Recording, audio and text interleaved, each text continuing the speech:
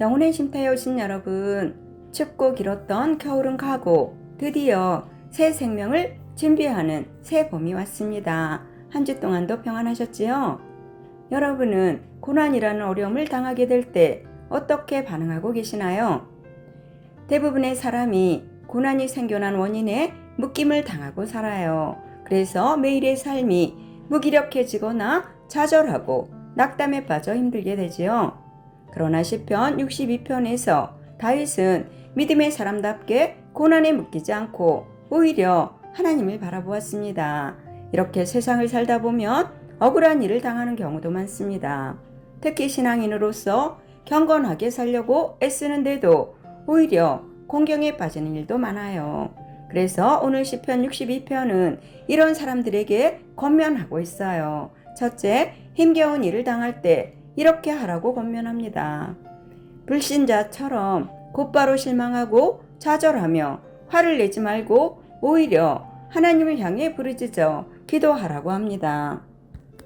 하나님은 우리의 보호자고 인도자이기 때문이에요. 그런데 문제는 부르짖어 기도한 다음에 무엇을 해야 하는가입니다. 기도한 사람은 하나님 앞에서 잠잠히 기다리라라고 권면합니다. 둘째, 부르짖을 때는 아무것도 듣지 말고 아무것도 보지 말라 하십니다.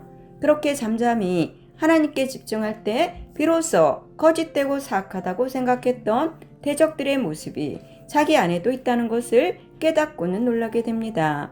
그렇게 하나님 앞에서 자기를 바닥까지 내려놓고 살필 때 우리 존재는 한없이 가볍다는 것을 알게 돼요. 그래서 하나님 앞에서 겸손해지고 하나님만이 우리의 구원자이심을 고백하게 됩니다. 셋째, 어느 누구나 흔들릴 수 있다고 위로해주고 있어요. 우리는 흔들리기에 살아갑니다. 흔들리지 않으면 꺾어지고 쓰러질 것입니다. 그런데 흔들리되 넘어지지 않는 비결은 하나님 앞에서 자기를 잠잠히 돌아보고 구원의 소망을 하나님께 두는 것입니다. 이런 올바른 관계가 우리의 영혼을 견고하게 해줄 것이기 때문이에요. 새로운 것이 늘 좋은 게 아니고 사람의 마음을 유혹하는 것일 수도 있습니다. 반대로 진리는 영원한 것으로 오래된 역사를 가진 것입니다.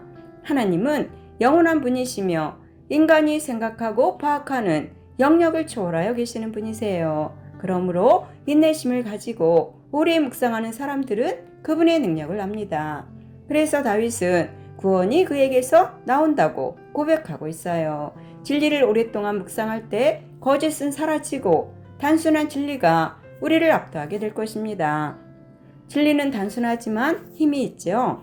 눈에 보이던 세상의 것과 부요함은 곧 소멸됩니다. 그래서 성숙한 믿음을 가진 사람은 하나님만이 견고한 반석이시고 유일한 구원이심을 알게 됩니다. 이렇게 변하지 않는 진리이신 하나님을 만날 때 비로소 우리의 소망이 무엇인지를 발견하게 돼요. 다윗은 신앙을 고백한 후에 내가 크게 흔들리지 아니하리로다 라고 2절에서 확신하고 있습니다. 악인들은 쉽게 변하고 자주 배신하지요. 그들은 언제나 자기의 욕망과 이익을 위해 움직이고 있어요. 악인은 넘어지는 담과 흔들리는 울타리 같아서 언제 사람을 덮칠지 모른다고 2절은 말합니다. 그들은 자기의 욕망을 채우기 위해 끊임없이 의인들을 공격하고 하나님을 소망하는 자들을 넘어뜨립니다. 남을 속이기 위해 입으로는 축복하는 척해도 마음속으로는 저주하고 있어요. 진리를 분별하려면 오래 생각하고 잠잠히 하나님을 바라보아야 합니다. 거짓은 수시로 자기를 바꾸고 변형시킵니다. 시대의 흐름에 따라 다양한 사람들의 입맛에 맞추기 위해 꾸미고 은폐시키죠. 그러나 참된 것은 꾸미지 않고 있는 그대로 단순합니다. 진리를 아는 사람은 변하지 않고 시대의 흐름에 휩쓸리지 않죠. 그래서 하나님을 나의 하나님이라고 고백합니다. 다윗은 구원과 영광, 힘과 피난처가 하나님께 있음을 고백합니다. 결국 다윗의 운명은 하나님과 함께하는 것이지요. 그가 존재하는 이유와 존재하는 목적까지도 모두 하나님의 손안에 들어 있습니다. 그러므로 다윗에게 하나님은 그의 모든 것이 되십니다. 다윗은 모든 백성에게 시시로 그를 의지하고 그의 앞에 마음을 토하라라고 8절에서 권면합니다. 고난을 통해 하나님의 도우심을 경험한 사람은 오직 하나님만이 변하지 않는 힘이시며 능력이심을 알게 될 것입니다. 다윗은 9절에서 사람은 입김이며 인생도 속임수에 불과하다라고 말합니다. 이렇게 눈에 보이는 세상은 하나님이 잠깐 허락하신 곳에 지나지 않아요.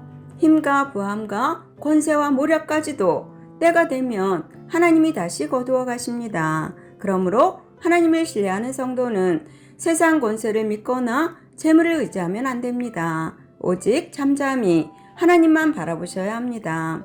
마지막으로 포악을 의지하지 말며 탈취한 것으로 허망하여지지 말며 재물이 늘어도 거기에 마음을 두지 말지어다라고 하면서 하나님의 말씀을 들었사오니 권능은 하나님께 속하였음을 말합니다. 예수님도 누가복음 12장 19절로 21절에서 여러 해 쓸 물건을 많이 쌓아두었다고 자랑하는 부자에게 어리석은 자여 오늘 밤에 내 영혼을 도로 찾으리니 그러면 내 준비한 것이 누구의 것이 되겠느냐라고 말씀하셨다는 것을 기억하시기 바랍니다. 이처럼 사람이나 재물은 우리에게 영원한 소망을 이루어주지 못해요. 우리의 영원한 소망은 오직 하나님께만 있습니다. 그러므로 우리가 진정으로 두려워하고 소망으로 삼아야 할 대상은 하나님이라고 12절은 고백하는 것입니다. 결론입니다. 다윗은 고난 중에도 흔들리지 않았지요. 그러나 다윗이 원수들을 물리칠 능력이 있거나 힘이 더 강했기 때문은 아니었어요. 감사하게도 하나님을 믿는 다윗은 세상과 사람들이 아무리 핍박하고 위협을 해도 우리를 구원하시는 능력과 권세는 하나님께 있다는 것을 알고 있었습니다. 그러므로 영혼의 쉼터를 사랑하시는 여러분도 하나님이 언제 어디서나 언제라도 우리를 구원하시는 능력과 권세가 우리를 보호하시는 하나님의 손 안에 있음을 믿고 받으시고 또한 누리시기를 예수님의 이름으로 축원합니다. 아멘. 감사합니다.